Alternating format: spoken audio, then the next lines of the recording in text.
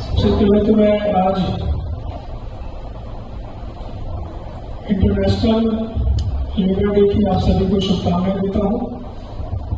तो उसके साथ साथ आज जिस स्टेट में हम रहते हैं, आज महाराष्ट्र दिवस भी है, तो उसके लिए भी आप सभी को बहुत बहुत शुभकामनाएं और बधाई। दोस्तों, जैसा कि आज यहाँ पे आज एक बैठक लगाई गई है और हमारे सेक्रेटरी महोदय बता रहे थे कि हमारे शहर के जो लोग हैं उसके ऊपर कैसा भार बढ़ रहा है, जो भी है टेनेंट के ऊपर प्रेशर आ रहा है। उसके साथ साथ हमारे सीपी के लिए हम लोग कुछ कंसिडरेशन कर रहे हैं। तो मैं जावेद भाई आपको ये बताना चाहूँगा कि ये सिस्टम जो है ये हर जगह पे वही है। हम यहाँ पे कुछ आज अलग नहीं करने वाले हैं। आज अगर आप मेरा बैंगलोर छोड़ दीजिए तो चाहे लालगांव से लेके बोईसर पालघर तक, या तो दहीसर से लेके चर्चगेट तक, या थाना डिस्ट्रिक्ट में हर जगह पे रेंटल का यही सिस्टम है। इसमें कुछ हम लोग खाली हम एथिकल काम करने जा रहे हैं, जो दुनिया कर रही है वही हमको भी करना है। ये हम लोग खाली अलग कर रहे थे, उस चीज को बहुत दिनों से हम लोग कोशिश कर रहे थे। फाइनली आज सभी के सहमति से, सभी एसोसिएशन के रिस्पेक्टेड जो भी पदाधिकारी हैं, प्रेसिडेंट्स हैं, उनकी सहमति से आज हम सभी ये निर्णय पे पहुंच पाए। दोस्तों, ये चीज हो सकता है कि इसमें कुछ लोग हों, अमुक लोग हों जिसको उससे उनको फायदा होता हो, उनको लगता हो कि भाई चलो एक दो कस्टमर है उससे मैंने ज्यादा ब्रोकरेज ले ली। लेकिन यकीन मानिए कि अगर इस एथिकल प्रैक्टिस से अगर हम लोग काम करेंगे ना, तो हमको बहुत सारे ऐसे यहाँ पे लोग होंगे जिनकी ऐसी बहुत सारी कंप्लेंट्स थी कि रिन्यूअल में हमको ब्रोकरेज नहीं मिलती है, ओनर और टेनेंट आपस में मिल जाते हैं और हमको नहीं मिलता है।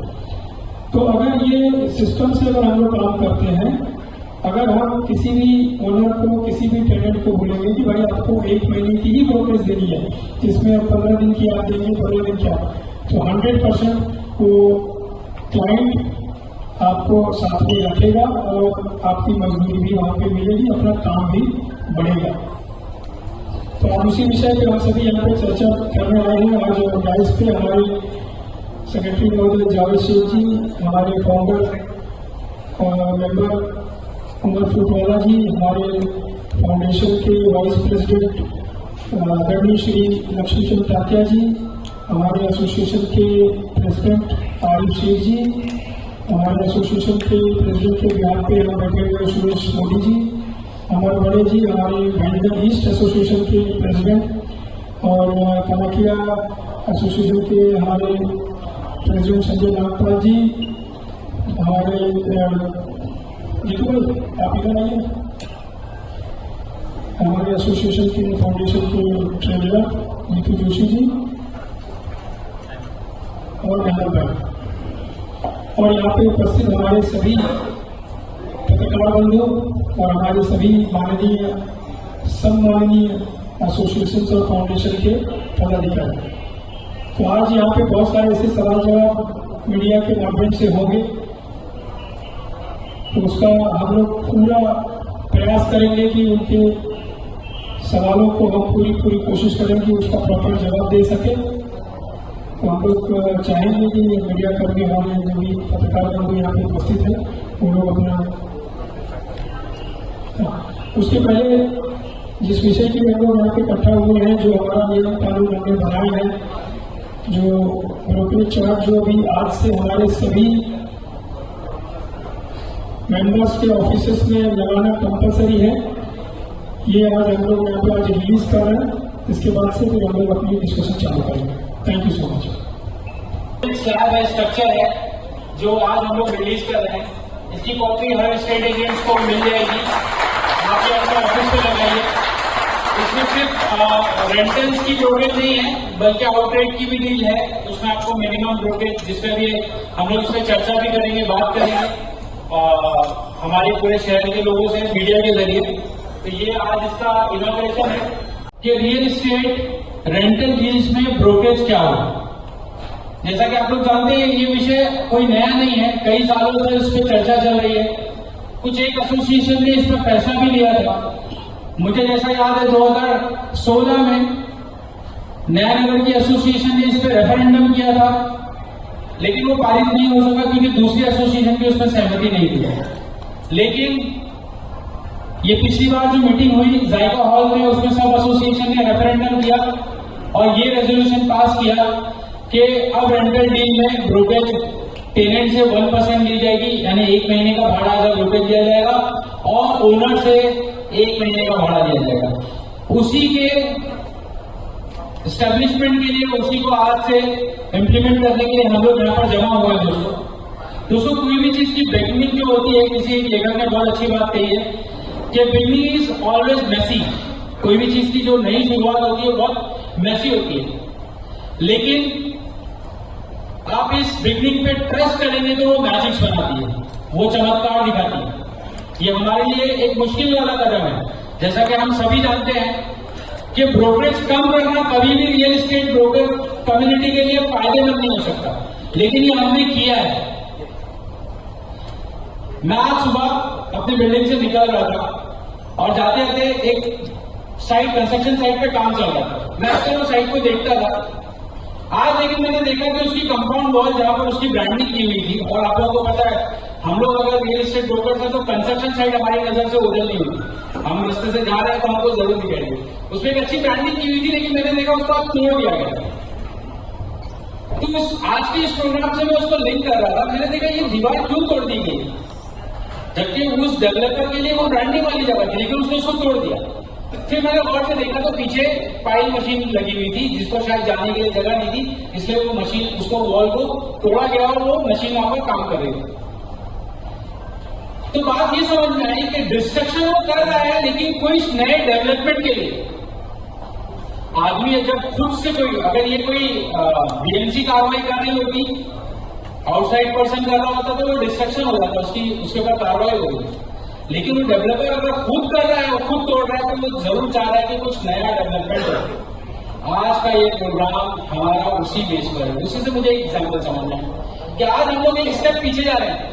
अभी तक मीरा भाईंदर पूरे शहर पर हम लोग जानते हैं कि ये रूल था कि 2 महीने का भाड़ा as a brokerage rental deal में दिया जाएगा, और ये सिर्फ हमारे ही शहर में था। लोग उसके पीछे जवाब देते हैं, जो लोग उसके पीछे आंसर देते कि मीरा भाईंदर में रेंट कम हुआ करता था, यहाँ पर लोगों के घर खाली रहा करते थे। लेकिन आज तो सिचुएशन चेंज हो गई है। आज तो रेंटल डील्स के लिए फ्लैट खाली नहीं है। आपके पास जो आप लोग काम करते हैं, आपको पता है कि सबके पास वेटिंग क्लाइंट है, रेंट के लिए वेट करना पड़ता है। ऐसे सिचुएशन में हमने ये डिसीजन लिया है कि हम रेंटल डील्स में ब्रोकरेज को कम कर रहे हैं। दिखाई देता है कि शायद रिवर्स कदम है, कम नहीं करना चाहिए, बढ़ा देना चाहिए, लेकिन दूसरी तरफ हम लोग दूसरी तरफ जानते हैं कि भाड़े बढ़ चुके हैं, रेंट बढ़ चुका है और शहर के ऊपर दबाव आ रहा है। जहां आबादी 10 लाख थी, आज 15 और 20 लाख के आसपास में पहुंची जा रही है। लोग यहां से चले जा रहे हैं, यानी कि जहां सिटी का फ्लो मीरा भाईंदर की तरफ आता था, ये फ्लो अब ये सिटी बन गई है और यहां से फ्लो पीछे और वसई नाला सुबारा की तरफ जा रहा है। तो ऐसे में ये डिसीजन लेना बहुत जरूरी हो गया था। आज हम लोग प्रेस के साथ में इसलिए इस मीटिंग को साझा कर रहे हैं कि ये बात हमारी, ये हमारा डिसीजन जो है वो पूरे शहर तक जाए। हमने ये कदम उठाया है, एक डिस्ट्रक्शन है, हमने अपने ब्रोकरेज को कम किया, लेकिन वही हम बैलेंस भी कर रहे हैं। जिस तरह से आप तस्वीर हमारे पीछे लगी, इसमें देख सकते हैं, हम बराबरी की बात कर रहे हैं, हम इंसाफ की बात कर रहे हैं। आखिरकार ये ब्रोकरेज को रेगुलराइज करेगा कौन? सवाल ये भी था। अभी मीडिया पर्सन पूछ रहे थे कि आप पुलिस की मदद लेंगे, पुलिस के दायरे में भी नहीं आती है चीज, तो ये डिसीजन लेगा कौन? ये हमने लिया है डिसीजन, ये आपने लिया है डिसीजन।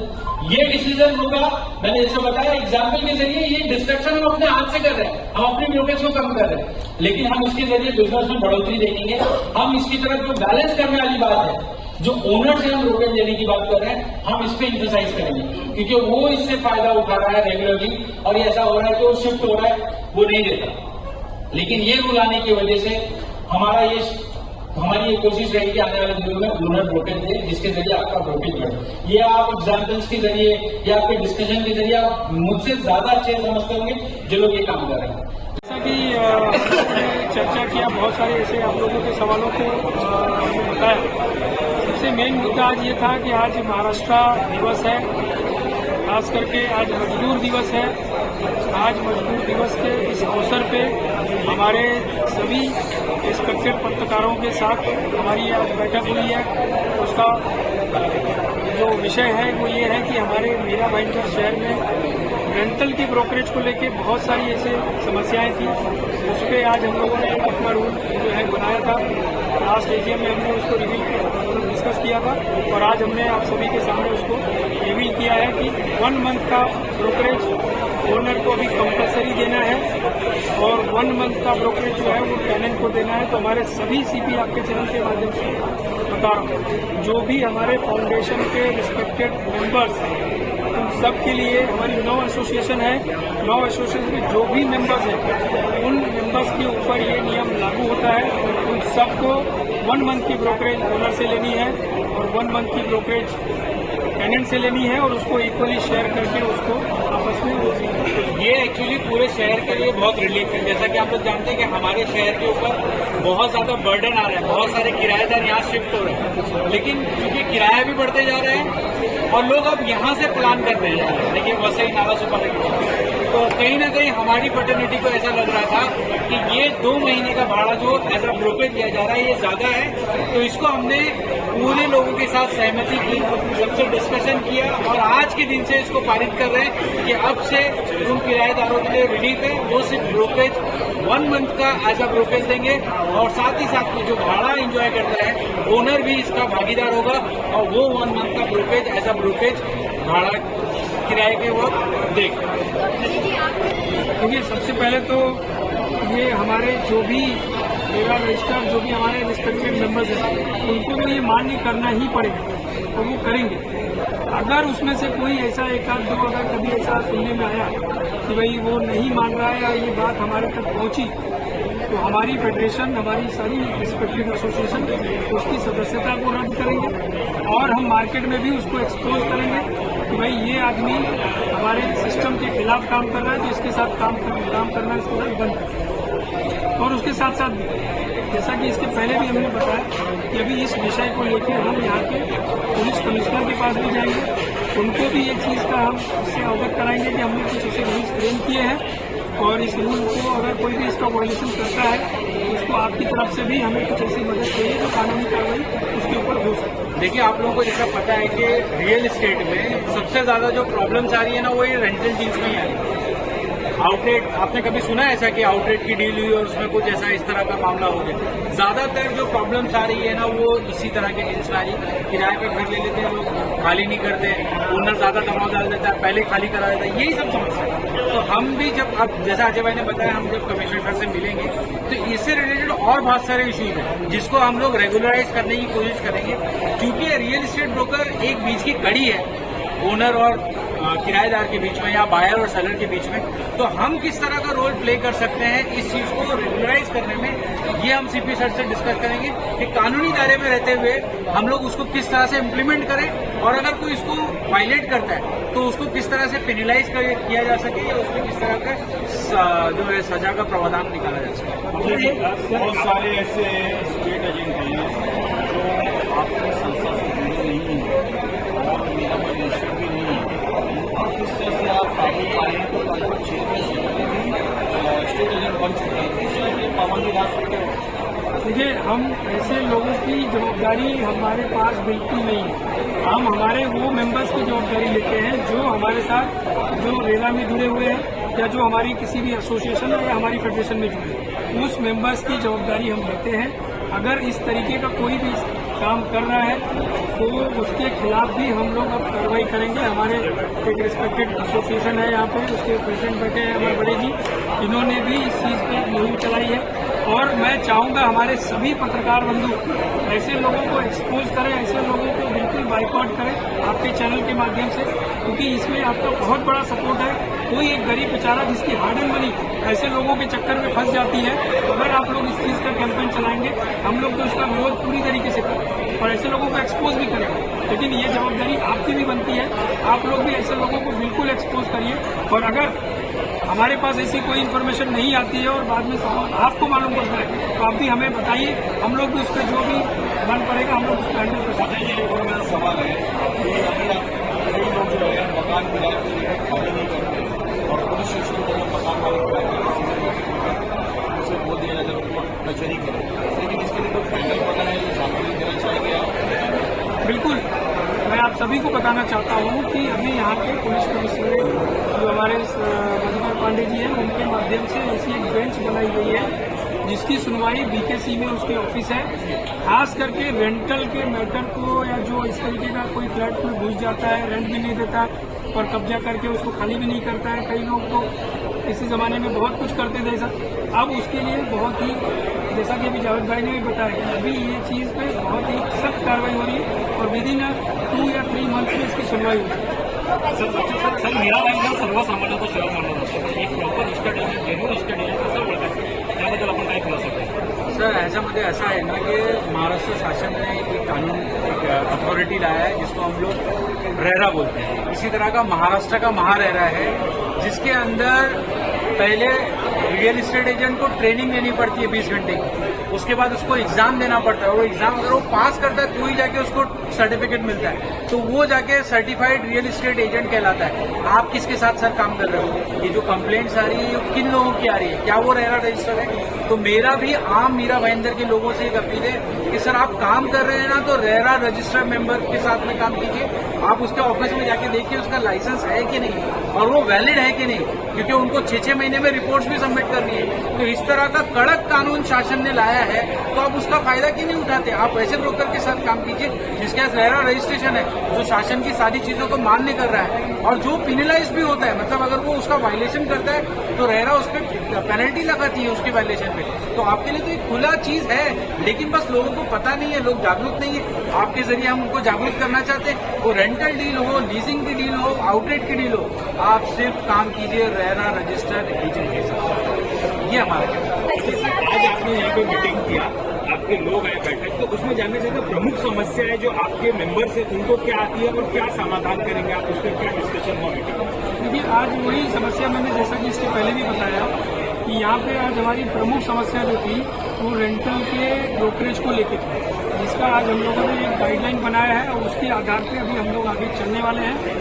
और अगर ऐसा कुछ फ्यूचर में, भविष्य में अगर कोई अगर इस चीज़ को मान्य नहीं करता है तो हमारी एसोसिएशन, हमारी फेडरेशन उस मेंबर्स के साथ एकदम कंधे से कंधा मिला के खड़े रहेगी और उसके लिए लड़ेगी। देखिए समस्या है ना, मैं आपकी सवाल सुनिए ना, आपने वो पोस्टर भी दिखाया, उसमें क्या क्या? मैं आपको ये सवाल कराता हूँ। देखिए समस्या हमारी नहीं थी, ये समस्या ना आम मीरा भाईंदर के लोगों की समस्या थी। समस्या ये थी कि किराएदार जो है उनको ब्रोकरेज ज्यादा देना पड़ रहा था। हमारे लिए तो प्रॉफिट वाली चीज थी, हमको ज्यादा ब्रोकरेज आ रहा था, लेकिन हमने अपने पैर पे कुल्हाड़ी मारी है।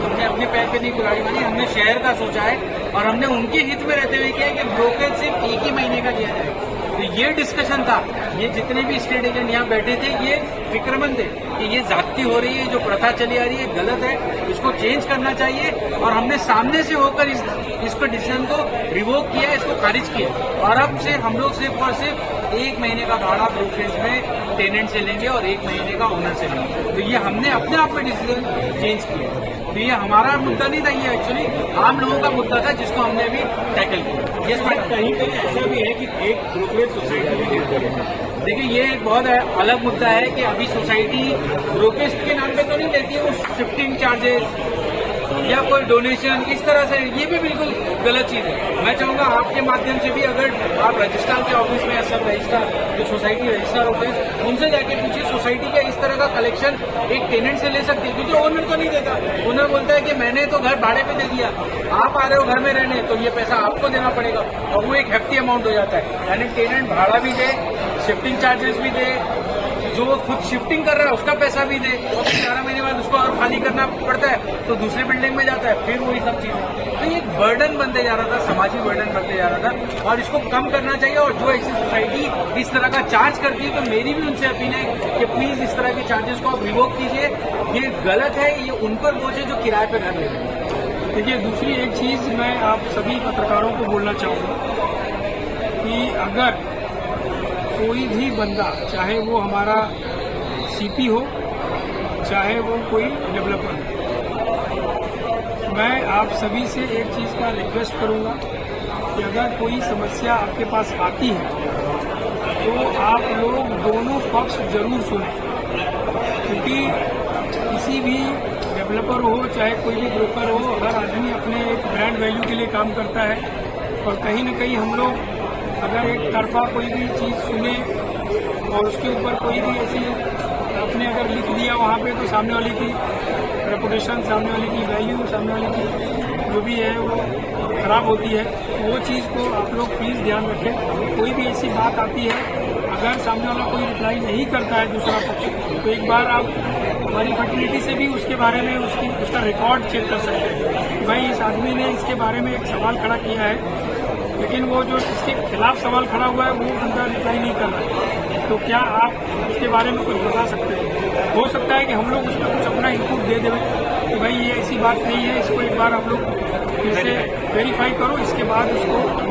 और अगर कोई ऐसा बंदा मिला तो आप लोग अगर मान लो हमारी फर्टिलिटी में भी अगर कोई इस तरीके का बंदा मिलेगा, हम लोग भी खुल के आपको बोलेंगे कि इस आदमी का बहिष्कार करिए, ये आदमी गलत कर रहा है। देखिए, मैं एक आम नागरिकों के लिए एक बार बात कहना चाहूँगा कि ब्रोकर से रिलेटेड अगर आपको कोई समस्या आती है, हमारी इस बैनर पे ना 9 एसोसिएशन के लोगों लगे। ये हर अलग अलग एरिया में ये एसोसिएशन है। इन एसोसिएशन से आप संपर्क कर सकते हैं कि ये ब्रोकर के साथ में ये समस्या है, क्योंकि वो कहीं ना कहीं उन एसोसिएशन से जुड़ा हुआ रहेगा। और अगर वो वहाँ भी समस्या नहीं हल होती है तो फाउंडेशन जिसके हम जिम्मेदार हैं, वो उनकी अम्ब्रेला बॉडी आप वहाँ तक आ सकते हैं। तो आपके पास आम नागरिकों के पास भी अगर कोई ब्रोकर प्रॉब्लम कर रहा है, तो पुलिस में जाने के अलावा एक एसोसिएशन भी है जो इस तरह की चीज़ों पे सुनवाई करती है, जिस पर हम लोग एथिकली बात करके उस प्रॉब्लम को सॉल्व कर सकते हैं। तो आम लोगों के लिए एसोसिएशन भी अवेलेबल है जहाँ ये प्रॉब्लम सॉल्व हो सकती है।